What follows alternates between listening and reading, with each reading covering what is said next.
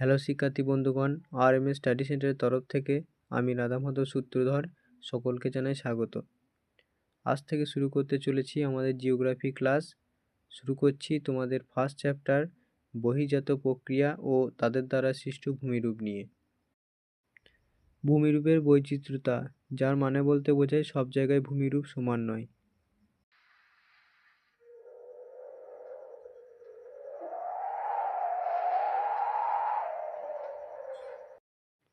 কারণ আমরা কলকাতায় দাঁড়িয়ে যদি মনে করি পাহাড় ঘুরবো, তা কি সম্ভব? পাহাড় দেখতে চাইলে আমাদের হয় পুরুলিয়া যেতে হবে, তবে অযোধ্যা পাহাড় দেখতে পাবো, তা নয়তো আমাদের সোজা উত্তরবঙ্গ যেতে হবে, তবে আমরা দেখতে পাবো পাহাড়ের রানী দার্জিলিংকে। তার মানে কোথাও পাহাড়, কোথাও পর্বত রয়েছে, আবার কোথাও মালভূমি রয়েছে, কোথাও আবার সমভূমি রয়েছে। এবার প্রশ্ন হলো, এর কারণ কি? এই বৈচিত্র্য কেন ঘটে? এই বৈচিত্র্যের জন্য দায়ী হলো ভূমিরূপ প্রক্রিয়া। ভূমিরূপ প্রক্রিয়া হলো এমন একটি পদ্ধতি যা ভূমিরূপের পরিবর্তন বা বিবর্তন ঘটায়, কিন্তু এই পরিবর্তন দুরকমভাবে হতে পারে: ভৌত পরিবর্তন ও রাসায়নিক পরিবর্তন। যেমন ধরো, কোনো কারণে পাথর ভেঙে টুকরো টুকরো হয়ে গেল, এটা হলো একটি ভৌত পরিবর্তন, কারণ পদার্থের অভ্যন্তরীণ কোনো পরিবর্তন না ঘটে শুধু অবস্থান পরিবর্তন ঘটল। অন্যদিকে কোনো শিলা জলের সংস্পর্শে এসে গলে গেল, এটি হলো একটি রাসায়নিক পরিবর্তন। এইভাবে ভূমিরূপের আকৃতির পরিবর্তন ঘটে। এবার আমরা দেখব ভূমিরূপ প্রক্রিয়া কয় প্রকার, অর্থাৎ ভূমিরূপ প্রক্রিয়ার শ্রেণীবিভাগ। ভূমিরূপ প্রক্রিয়া দুই প্রকার: অন্তর্জাত প্রক্রিয়া ও বহির্জাত প্রক্রিয়া। এবার আমরা দেখব অন্তর্জাত প্রক্রিয়া কি। এই প্রক্রিয়া হলো ভিতরের প্রক্রিয়া, অর্থাৎ যে প্রক্রিয়া পৃথিবীর অভ্যন্তরভাগে ঘটছে, যা আমরা অনুভব করতে পারছি কিন্তু দেখতে পাচ্ছি না। এক্ষেত্রে কি হয়, পৃথিবীর অভ্যন্তরভাগ আমরা জানি বিভিন্ন ধরনের অর্ধতরল পদার্থ নিয়ে গঠিত। এই পদার্থের চাপ ও তাপের কারণে ভৌত ও রাসায়নিক পরিবর্তন ঘটে। এর ফলে ভূ অভ্যন্তর থেকে এক অন্তর্জাত শক্তির সৃষ্টি হয়, যা হঠাৎ বা ধীর গতিতে ভূত্বকের পরিবর্তন ঘটায়। যেমন ধরো ভূমিকম্প, যা হঠাৎ করে আসে এবং সব কিছু তছনছ করে দেয়। এই হলো অন্তর্জাত প্রক্রিয়া। সংজ্ঞা হিসেবে তোমরা লিখবে যে পৃথিবীর অভ্যন্তরভাগে সৃষ্ট অন্তর্জাত শক্তির প্রভাবে আকস্মিক বা ধীর গতিতে ভূপৃষ্ঠের নানান পরিবর্তন ঘটে। এই প্রক্রিয়াকে অন্তর্জাত প্রক্রিয়া বলা হয়, যেমন ভূমিকম্প ও অগ্ন্যুৎপাত। এবার দেখো বহির্জাত প্রক্রিয়া। এই প্রক্রিয়া ভূপৃষ্ঠের বাইরে ঘটছে, কিন্তু ভূপৃষ্ঠের বাইরে যে এই প্রক্রিয়া ঘটছে তা কিসের মাধ্যমে ঘটছে, মানে কারাই বা এই প্রক্রিয়া ঘটাচ্ছে? এই বহির্জাত প্রক্রিয়া মূলত সূর্যতাপ, বৃষ্টিপাত, নদী, হিমবাহ, বায়ু এই রকম বিভিন্ন প্রাকৃতিক শক্তি দ্বারা ঘটতে থাকে। যেমন ধরো, নদী বয়ে যাচ্ছে, হঠাৎ করে নদী পাড় ভেঙে পড়ল, অর্থাৎ ভূমিরূপের বহির্ভাগের পরিবর্তন ঘটল। এটাই হলো বহির্জাত প্রক্রিয়া। বহির্জাত প্রক্রিয়ার সংজ্ঞা হিসেবে তোমরা লিখবে যে সমস্ত প্রাকৃতিক শক্তি, যেমন সূর্য, বৃষ্টিপাত, নদী, হিমবাহ, বায়ু ইত্যাদি ভূপৃষ্ঠের উপর প্রতিনিয়ত কাজ করে ভূমিরূপের নানা পরিবর্তন ঘটায়, তাদের বহির্জাত প্রক্রিয়া বলে। এই সংজ্ঞাটা তোমরা লিখবে সংজ্ঞা হিসাবে। তারপরে দেখো যে বহির্জাত প্রক্রিয়ার পদ্ধতি কি। আমরা প্রথমেই দেখলাম যে পৃথিবী কোথাও মালভূমি, কোথাও সমভূমি, আবার কোথাও পাহাড় পর্বত। পৃথিবী অনবরত চেষ্টা করে চলেছে এই পাহাড় পর্বত, মালভূমি, সমভূমিকে কি করে একেবারে সমান করে দেওয়া যায়, অর্থাৎ উঁচু নিচু অবস্থাকে কিভাবে সাধারণ তলে নিয়ে আসা যায়। এবার যে সাধারণ তলে নিয়ে আসতে চাইছে, কার মাধ্যমে আনবে? নদী, হিমবাহ, বায়ু ও তাদের ক্ষয় ও সঞ্চয়ের মাধ্যমে আনতে হবে।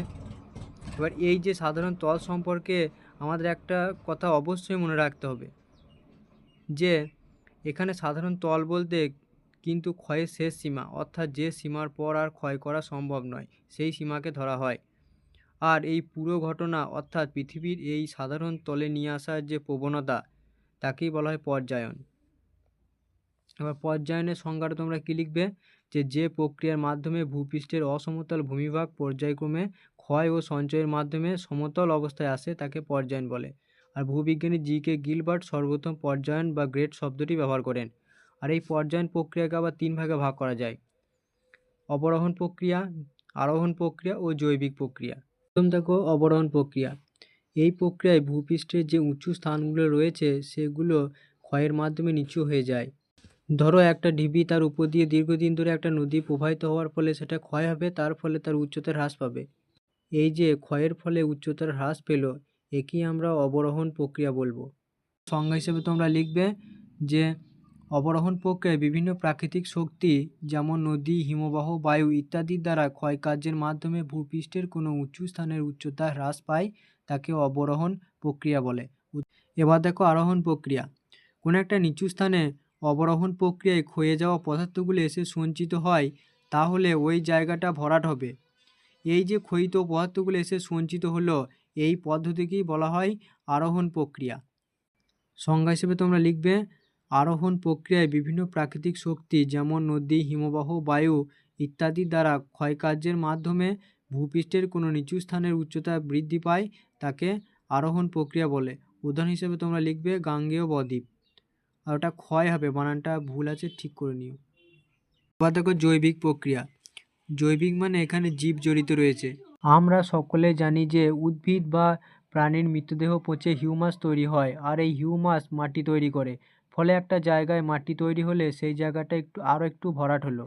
অন্যদিকে একটা গাছ তার শিকড় দিয়ে একটা শিলাকে চূর্ণ বিচূর্ণ করে ফেললো, তাহলে পার্শ্ববর্তী অঞ্চলে যে জায়গাটা উঁচু ছিল তা খানিকটা একই তলে চলে আসবে। এইভাবে জীব দ্বারা যে পর্যায়ন ঘটে তাকে জৈবিক প্রক্রিয়া বলে। জৈবিক প্রক্রিয়ার সংজ্ঞা হিসেবে তোমরা লিখবে যে বহির্জাত প্রক্রিয়ায় উদ্ভিদ, প্রাণী ও মানুষ আবহবিকার বহন, ক্ষয় ও সঞ্চয়ের মাধ্যমে ভূমিরূপের পরিবর্তন ঘটিয়ে ভূপৃষ্ঠকে সমতল করে, তাকে জৈবিক প্রক্রিয়া বলে। অবরোহণ প্রক্রিয়া। অবরোহণ প্রক্রিয়াকে আবার তিনটি ভাগে ভাগ করা যায়, যথা আবহবিকার, পুঞ্জিত ক্ষয়, ক্ষয়ীভবন। আবহবিকার কাকে বলে দেখো, যে আবহাওয়ার বিভিন্ন উপাদান যেমন উষ্ণতা, আর্দ্রতা, বৃষ্টিপাত এবং বায়ুমণ্ডলে বিভিন্ন গ্যাস ইত্যাদির মাধ্যমে ভূপৃষ্ঠের শিলাস্তর যান্ত্রিক পদ্ধতিতে চূর্ণ বিচূর্ণ এবং রাসায়নিক পদ্ধতিতে বিয়োজিত হয়ে ওই স্থানে পড়ে থাকলে তাকে আবহবিকার বলে। আবহবিকারে তোমাদের খেয়াল রাখতে হবে যে এই যে শিলা চূর্ণ বিচূর্ণ হয়ে ওই স্থানেই পড়ে থাকবে, এই ব্যাপারটা তোমাদের খেয়াল রাখতে হবে। তারপরে দেখো যে প্রক্রিয়ায় আবহবিকারজাত চূর্ণ বিচূর্ণ শিলাগুলো অভিকর্ষের টানের প্রভাবে ভূমির ঢাল বরাবর নিচের দিকে নেমে আসে তাকে পুঞ্জিত ক্ষয় বলে। মানে যে অভিকর্ষের যে চূর্ণ বিচূর্ণ শিলাগুলো সেইগুলো ভূমির ঢাল বরাবর নিচের দিকে নেমে আসাটাই হচ্ছে যে পুঞ্জিত ক্ষয়। দেখে নাও স্লাইডে পুঞ্জিত ক্ষয় বলতে কি বোঝানো হয়েছে। যে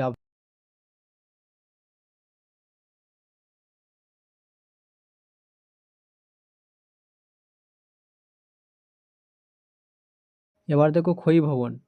আবহবিকারের ফলে চূর্ণ বিচূর্ণ পদার্থগুলো নদী, হিমবাহ, বায়ুপ্রবাহ প্রভৃতি ইত্যাদি প্রাকৃতিক শক্তির মাধ্যমে পরিবাহিত হয়, তাকে ক্ষয়ীভবন বলে। স্লাইডের মাধ্যমে দেখে নাও।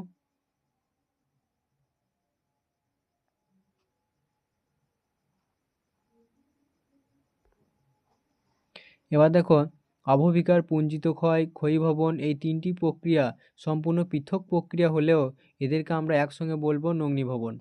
তাহলে নগ্নীভবন সমান আবহবিকার প্লাস পুঞ্জিত ক্ষয় প্লাস ক্ষয়ীভবন। এবার নগ্নীভবনের সংজ্ঞাটা তোমরা লিখবে এভাবে, দেখে নাও। পুঞ্জিত ক্ষয়, ক্ষয়ীভবন বা অপসারণের বিভিন্ন মাধ্যম দ্বারা চূর্ণ বিচূর্ণ হওয়া শিলা এক জায়গা থেকে অন্য জায়গায় অপসারণের ফলে নিচের যে মূল শিলা উন্মুক্ত হয়ে পড়ে, এই প্রক্রিয়াকে বলা হয় নগ্নীভবন। নগ্নীভবন সমান আবহবিকার প্লাস পুঞ্জিত ক্ষয় প্লাস ক্ষয়ীভবন। এবার দেখে নাও যে আরোহণ প্রক্রিয়া এবং অবরোহণ প্রক্রিয়ার মধ্যে পার্থক্য। এবার প্রথমে তোমরা পার্থক্যের মধ্যে প্রথমে সংজ্ঞা দেবে, সংজ্ঞাটা লিখবে, তারপর উচ্চতা পয়েন্ট করবে, নিয়ন্ত্রক হিসেবে পয়েন্ট করবে, প্রকৃতি পয়েন্ট করবে, আর পর্যায় বলে পয়েন্ট করবে। এবার দেখো আমি তোমাদের যে 11টি প্রশ্ন দিয়েছি, 11টি প্রশ্ন তোমরা সুন্দরভাবে খাতায় লিখবে, যেগুলো মুখস্থ করবে, আর ভিডিওটি বারবার দেখবে। যদি ভিডিওটি ভালো লেগে থাকে please like, share and subscribe my channel. আর যদি এই ভিডিওর পিডিএফটা তোমরা পেতে চাও তাহলে নিচে দেওয়া হোয়াটসঅ্যাপ নম্বরে আমাকে হাই লিখবে, আমি তোমাদেরকে পিডিএফটা প্রোভাইড করে দেবো। এরপর আবার ক্লাস 2 নিয়ে আসবো। তোমরা ভালো থেকো, টাটা।